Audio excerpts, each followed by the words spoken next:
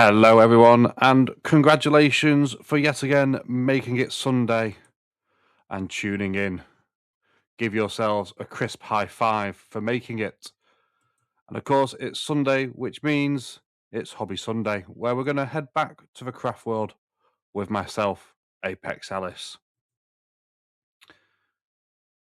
So, without further ado, enjoy your Sunday lunch and listen as we learn more about these enigmatic people from the Aeldari. Deep in the shadows of the War Quarter, you will find a shrine enshrouded in stealth and spoken of in only hushed whispers. This is the aspect shrine of the Striking Scorpions, a shrine dedicated to the aspects of Cain as a patient killer, awaiting his foe before devastating them with a sudden blow. They are merciless killers without exception, reveling in the hunt that climaxes with the kill. They achieve this with the uncanny ability to become one with the shadows, embracing them to close the distance to their target before they launch their furious assault, where their fame as one of the most potent of close quarter combatants in the galaxy, let alone on the craft world, is put on display. Unlike other aspects, the Scorpions have had two Phoenix Lords, Aurora, who was infamous for his ravaged bloodlust, and later Karandras, who would instill in them their patience.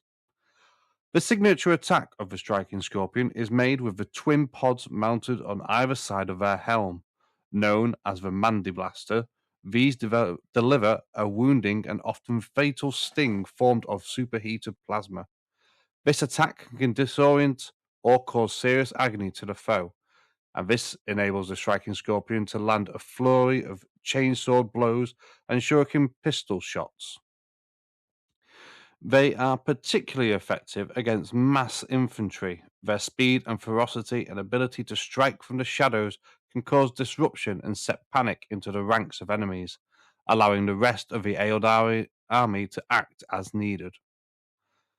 The heavier armor worn by the Striking Scorpion can deny them the agility of their sisters, the Howling Banshees.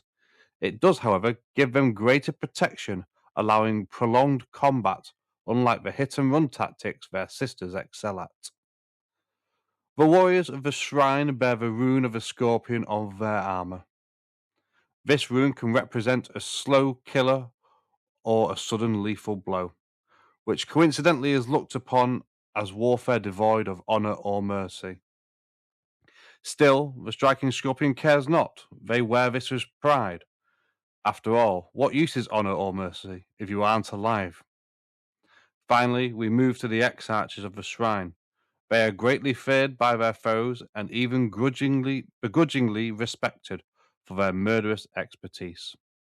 These sinister figures possess even greater skills than the standard aspect warriors in their charge.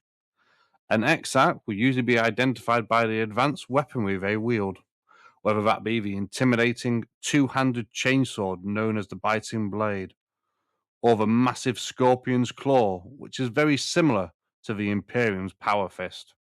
Finally, some ex-archs may even dual-wield chain sabers, mounting shuriken pistols to their wrist.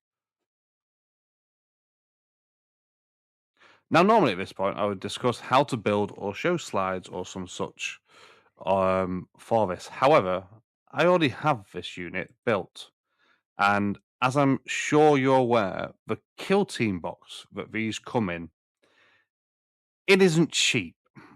So I'll show you how I've built them, and I have started painting them. So you'll see that on the video. So without further ado, we are going to move on to their profile on the tabletop and how their lore is represented in the game.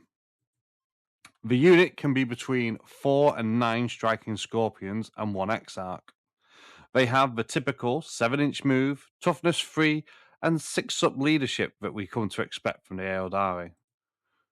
They do have a 3-up save and a 5-up invulnerable. Again, the 5-up invulnerable being what we expect from the Aspect Warriors. However, the 3-up save representing the heavier armor than their Banshee or Dire Avenger counterparts. Their melee weapons are the Scorpion Chainsword, which has 4 attacks, hits on 3 plus, is strength 4, and gives -1 armor. It causes 1 damage and has sustained hits 1. The weapons of the Exarch are as followed. The Biting Blade has 4 attacks, 3 plus to hit, strength 6, -3 to armor, and 1 damage each. This also has sustaining hits. The 2 Chain Sabers has 5 attacks, 3 up to hit, strength 4, -1 armor, 1 damage, and again has twin linked and sustain hits 1. Finally, the Scorpion's Claw has 3 attacks, hits on 3 plus, is strength 8, does -2 damage, does -2 armor, and causes 2 damage each. Their ranged weapon is the humble Shuriken Pistol, which has a range of 12-inch, 1 shot, hits on a 3 plus, is strength 4, does -1 armor, and 1 damage. It's worth noting the Chain Sabers have also a ranged profile, which is matching the Shuriken Pistol. Finally, their special rules are Infiltrators, Scouts 7-inch, Stealth, Battle Focus, and finally Mandy Blasters. Obviously, the rules for Infiltrators, Stealth, and Scout 7-inch can be found in the rulebook. Battle Focus, maybe if we do an overview of the Aeldari army, we'll have a look at what Battle Focus does, but there's a lot of cool bits and pieces that it can do. And finally, Mandy Blasters, which gives them a crit hit of a 5 plus on the turn they charge. As has been stated earlier, the Striking Scorpion is a perfect unit to hide in ambush and attack a lower armored infantry unit. Something like maybe the Scouts from the Space Marines or Imperial Guard, or maybe even Kroot from the Tau. Their heavier armor can also give them survivability to hold a point on a flank should they take one. I personally use them as a block of 10. It's expensive, but it does force your opponent to use some serious firepower to shift them, which is why I said it's good with a free up save. The stealth which gives them -1 to hit them, it really does mean that you do have to throw in some serious shots.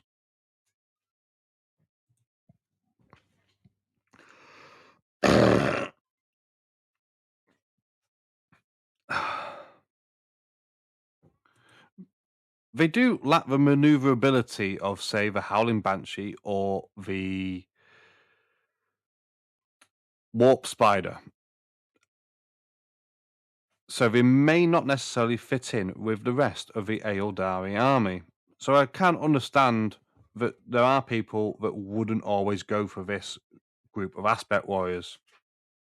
But for me, like I said, I like them.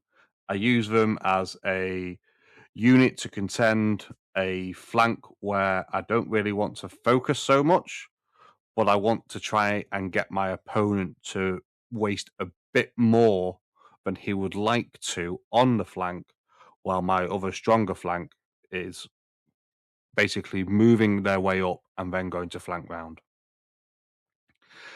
Anyway, that's all we have time for today. Thank you for watching, and if you like today's Hobby Sunday, hit that like button and let me know your feelings of the Striking Scorpions, whether in the full game or as a kill team, by commenting below. Finally, if you want to keep up to date with these videos, hit that subscribe button. Now, next weekend, I may not have a Hobby Sunday as I will be attending a service at Shrewsbury Cathedral. So I may not get any hobbying done. However, I might get some time early in the week. If that's so, the video will go up next week and it will be on Corandrus, the Phoenix Lord of the Striking Scorpions. Failing that, it will be the following week. But again, thanks for watching, and I'll see you all on the next one. Bye for now.